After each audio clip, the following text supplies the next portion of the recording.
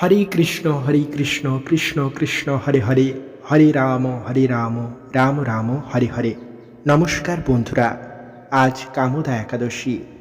আর একাদশীর দিনটি ভগবান বিষ্ণুর কতটা প্রিয় দিন সেটা আমরা হয়তো সকলেই জানি।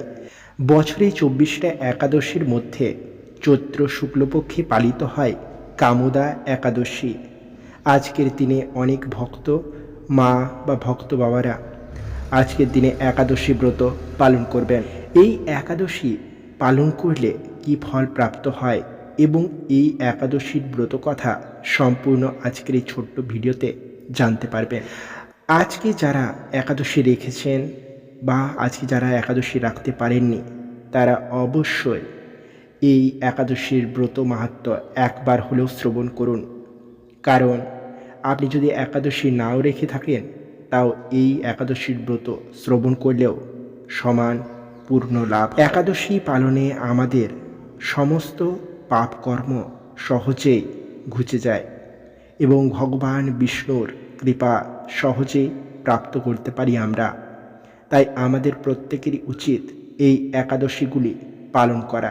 অনেকে হয়তো এই একাদশী পালন করতে পারেন না, তারা যদি এই একাদশীর ব্রত মাহাত্ম্য একাদশীর দিনে শ্রবণ করেন, তাহলে তা সমপরিমাণ পূর্ণ ফল লাভ। তাই অবশ্যই এই একাদশী ব্রত মাহাত্ম্য শ্রবণ করুন।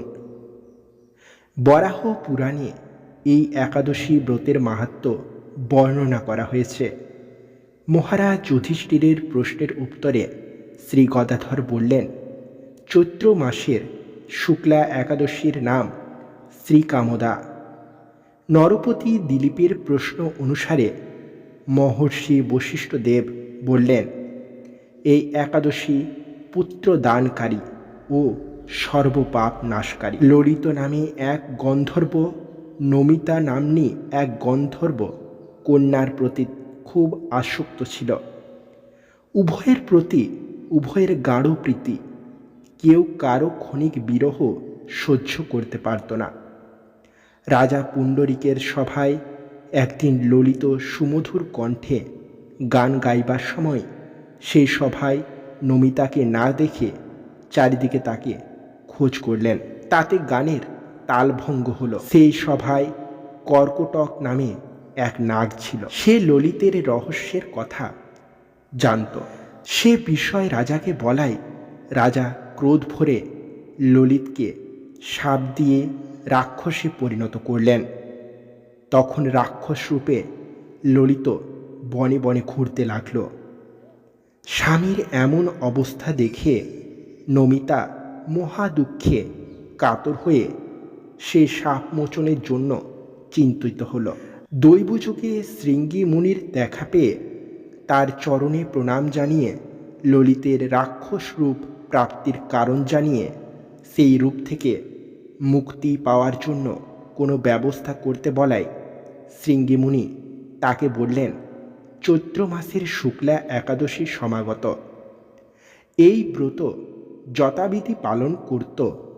রাত্রি জাগরণ করে পরদিন পালন করবার পর সেই ব্রতের ফল স্বামীকে দান করো, তাতেই তোমার স্বামী শাপ মুক্ত হবে। মুনির এই বাক্যে আশ্বত ললিতা ভক্তি ভরে কামোদার ব্রত করে স্বামীকে তার ফল দান করার ফলে ললিত রাক্ষস রূপ ত্যাগ করে দিব্যরূপ ধারণ করল। পুনরায় সুখের জীবন লাভ করল। সর্বপাপ নাশকারী কামোদা ব্রত পালনকারী সকল মনোরথ পূর্ণ হয়।